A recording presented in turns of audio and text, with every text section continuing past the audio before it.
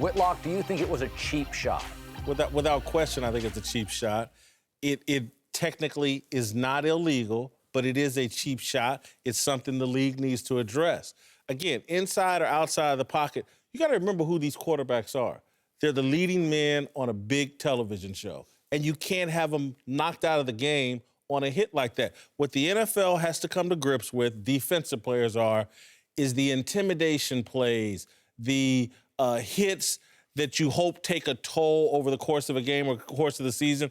They need to remove that to keep these quarterbacks upright because, again, it's a television show, and Aaron Rodgers is the biggest star of that. The league needs to address this and remove this type of play from the game. So you're saying it's legal, but it's cheap. It's cheap. He knew the ball was out of his hands, and he piled on here on the most important player in the game. It's a joke.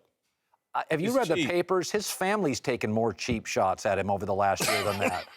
I just don't see it. I mean, I think, now you can argue how about this? He's 6'2", 220. He's a little undersized anyway. Second broken collarbone. We're looking at Tony Romo 2.0. A really, really great player. Rodgers is clearly better. Who's not a big athlete. And now, upstairs, shoulders, collarbones, he's injury prone. It's a cheap shot, though. Colin. It doesn't feel cheap to me. Dean, is that cheap?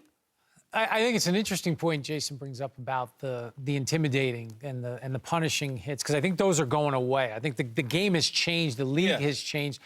But the bottom line is, when you leave the pocket as a passer, you lose protections. And we looked at that with the competition committee this past offseason, all of the quarterback injuries.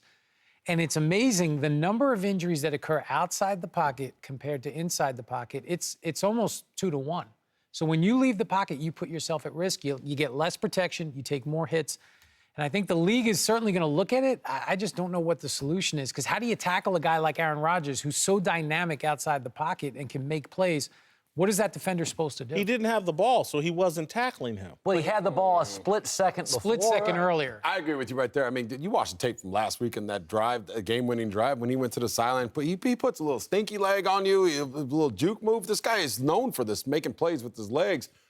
Absolutely, I don't think it was a cheap shot. Of course, he picked him up as a football player and grinded him into the ground. That's what you do when you're learning how to tackle. But I think he did it legally. No way would I say that was cheap. But definitely, was he trying to send a message to Aaron Rodgers? I'm going to hit you, and I'm going to be in your face all day and grind you into the ground? Yes, absolutely. That part of football, because of where we're at, the money invested in these quarterbacks, all the pressure on the league, that part of football is being eliminated and needs to be eliminated. Again, I'm an old school guy, and I get that hit and what it's about. But that part of football is dying and should be dead. Okay, but if you're watch it again. So this now is illegal. Yes. That's less than a half second after the ball's released. Why? You said you are not an old school guy then. Because you're not. Yes, no, you're I not. am. You got your suit and tie on. You're not it's new school thinking. It's about where the league is at right now, and it's about these quarterbacks. They drive this entire league. That's the most important player in the league. I agree. That is the Michael Jordan of football. Okay, but he can't go. The ball's out of his hands. He can't go out. If the injuries are coming outside the pocket, they need to fix it and give defenders another way to defend. By the way, Aaron Rodgers last week is running out of the pocket. Of course, defensive players, this is the Cam Newton story. Cam runs around, frustrates defenders. When they get the once-a-game shot at him, they take it.